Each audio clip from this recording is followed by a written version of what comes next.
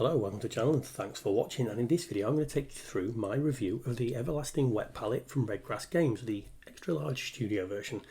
Now, disclaimers, I am not sponsored by Redgrass Games. They did not send any of this gear for free. I bought all of this myself on their recent Kickstarter. Now, historically, they have sent me some of the large lids for their painting handles for free. I then went on and ordered way more because I've got a big project in mind. I wanted loads of these lids because they are very, very cool. I love the painting handles. I picked up a couple of extras just to chuck at a couple of mates of mine so they could have a go. I really like the Redgrass Games equipment, and while I was doing the Kickstarter, I saw their Everlasting Wet Palette. Now, I've already got a wet palette. You see the top right corner there? That is a Green Stuff World wet palette. Prior to that, I've used a homemade wet palette for about 10 years. So why buy another one? Mainly the size in this case. They do a smaller palette, and I wouldn't have reordered because I'm literally happy with what I've got. But I saw they do an extra large one, and I thought that might be fun for big projects. Also, they talk on there about these special membranes, which they say can be reused up to 10 times. Now, that's quite exciting. I thought, well, that's an interesting. Is that a gimmick, or is actually that a worthwhile thing? What's that going to do for cost? Is it going to actually affect how they work in the painting? So I thought, you know what? Bigger palette's not a bad idea. Wasn't super expensive, so I ordered one. Now, as I unpack it, you'll see all the bits it comes with. Comes with the reusable membranes that we talked about. You get 15 of them. 2 sponges that you're going to put into the palette, and the palette itself. Palette's in 2 parts: blue top, grey bottom. The grey bottom's quite interesting. It's got ridges and stuff on the bottom, which will help the sponge grip tighter. And the lid, I think, is great. You saw me struggle a little bit to take that off, but that's because it's got a seal around the edge. It's made of a softer rubber that really does create an airtight seal. I've had no problems with evaporation, and also it stops you having to put a strap around it to keep it from kind of coming apart. Now, this is a video of the first setup of this palette that I did, or one of the first.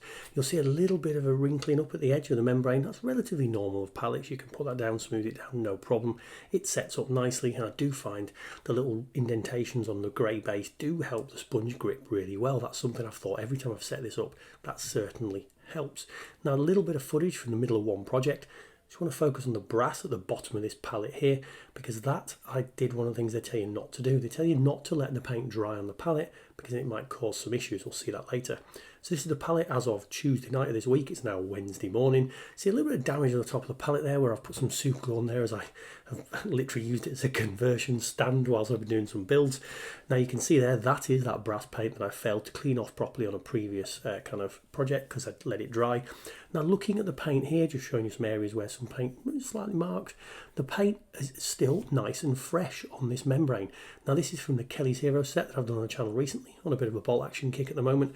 And actually, I could have happily painted with any of the paints that are on here. Now, I started painting this probably on the Sunday evening one week. I paint for maybe half an hour on not every evening of the week, depends what work's doing or what I'm doing in personal life. But I paint on an evening. I'll sometimes paint in the morning, you know, kind of if I get up and it's day off, whatever. So I probably, on average, a project will take me from kind of Sunday evening, maybe up to Saturday morning, Saturday evening, Sunday morning, depending what days off and things have gone. So the average length of paint on here, I suppose some paint will have been on for a full 7 days. Some will have been on for a couple of days. I have left it into the week to clean, so some will be 2-3 days. To give you an idea about how much sort of water comes through that membrane, it does water it down enough for you to use, but not too much. I have used palettes before that pulled far too much water through the membrane, and it basically makes too much of a watery paint. Like I say, I'm only going to talk about the good ones I like rather than the ones I've tried and didn't like. So yeah, I think it works really nicely. Just going through the final cleanup here, spraying it with some antibacterial spray, the actual palette itself, and then pour some of that antibacterial water onto the membrane. Again, just stops the mold developing. It's something that I have heard of problems, never had a problem myself, because this is kind of what I do to clean up the palette in between projects, and I do clean it up in between every single project. Now, resetting it up, putting that foam onto that ridge lower base, pouring some extra water on, making sure that there's a good amount soaked through the sponge, and then pouring the excess away. Now that, again, this palette will then be set up. I will then leave this palette with water in until I start my next project, and then it will all stay like that. So I do leave the water in all the time. This has never been allowed to dry out, this membrane. When these membranes arrive, and not the membrane, the sponge, when these sponges arrive, you get 2 in a pack, and they do arrive slightly damp. So they're nice and flexible like you saw. I'll touch on that in a second. So yeah, this is kind of how I've used it fairly consistently for these last 8 weeks, kind of in rotation, being used, so on and so on. And again, as I said, this is the 5th time by my workings out that I've actually cleaned it, because some of those weeks, the 8 weeks it's been owned, it sat there with no paint on it for a full week whilst I do the conversion that I then paint later on. So I have gone more than the minimum amount of time that it should last for you, because they say it should last between 4 and 10 times. The reason I'm sort of doing the review at 5 is that helps with doing the cost maths, and I reckon 5 is perfectly doable for anyone that uses this membrane. I reckon I can get this membrane much more. Now, showing you what it's like before I put any paint on, you can see that brass that has dried. I can't really see many areas that I've had a little bit of paint left on. There's 1 or 2 tiny bits.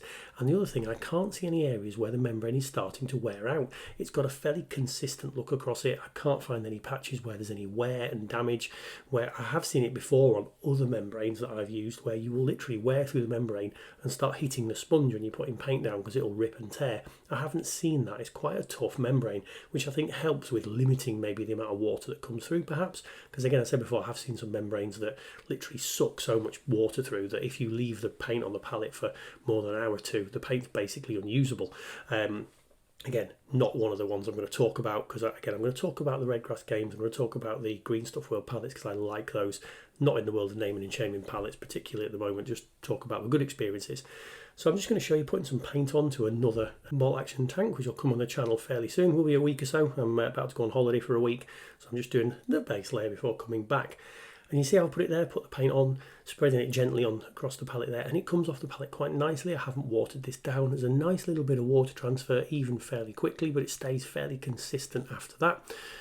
Yeah, and it works really nicely. Now, I'm not stabbing at the palette. I am spreading the paint across an area, but I'm just showing you this is how I work. I will work off a blob of paint. I will then pull that blob onto the flat part, because the whole palette's flat, pull it onto the empty part of the palette and keep going back to that same area. So it's not like I avoid rubbing the brush onto the same area. I do that quite a lot. It hasn't really started wearing it out. Now, zooming in, just to show what it looks like, I've got a bit of a hair or something, a bit of a blob into the paint there, so I'll just wipe that out. Now, something you might want to do if you're concerned about the longevity and paint drying is literally take a bit of tissue and dry or pull off the paint off those areas in between use, because I imagine that would keep the palette with less and less risk of anything drying out onto there. So, but just to show how easy it does come off, can't see any damage on the palette, and I'm really impressed with how this has been working. So a quick look at the spare sponge. And this is a weird thing. I said they came in a little pack and like they were moist already. This one dried out, crinkled up like this. I have soaked this with water before and tried to make it lay flat, but it always seems to dry up and curl over. No problem. I don't know when I'll ever get around to using that spare. Now the actual membranes, there's 14 left in the pack. And the instructions on the back just say exactly the same as I've talked you through. Tells you how to put it down, make sure you put the writing side down, etc. You can clean it between 4 and 10 times. That throws up the interesting point. If you use these things 4 or 5 times, they will end up working out the same cost as a non-reusable membrane. So, talking this is the palette I've been using for probably a year or so. You can see a Green Stuff World palette. I really like this palette, but the Redgrass Games is slightly better for 2 reasons. It's got the ridges at the bottom to grip the sponge, and it seals better, so you don't need to use the strap that the Green Stuff World one does. Now, I don't transport pallets anyway, so it's pointless. I've even lost the strap because I've never needed to use it, but that's 2 kind of improvements. But the only reason I got the Redgrass Games one was size.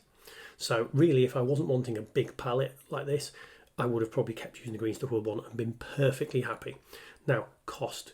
So this is my homemade palette, just showing you. There's a video on that later if you want to see it, but just showing you how I've progressed over the years. This one I did use for 10 years. Cost-wise, it's about £10 to £12 to buy a pack of these 15 reusable membranes. You get a pack in when you buy the set, obviously, but 15 of them. Now, to buy the 50 Green Stuff World ones for a smaller palette, admittedly, but a smaller palette, a little bit cheaper to buy them initially, but only by £1 or so. But when you work out the fact that these 15 are going to last you 4 or 5 washes each, you get 50 in a pack of non-reusables, it actually works out round and about the same cost. If you can make these membranes go 4 or 5 times, if you can make them go 10 times, it works out far, far cheaper, and that's in a bigger palette. So yeah, they do smaller palettes. They've got ones that are more practical. They do a light one, etc. So really worth taking a look at. And I've been really impressed with this palette. I love some of the design features, like I said on here. Really happy with it, and I will be continuing to use it. So if you like that, like, comment, subscribe, and I'll see you on another video.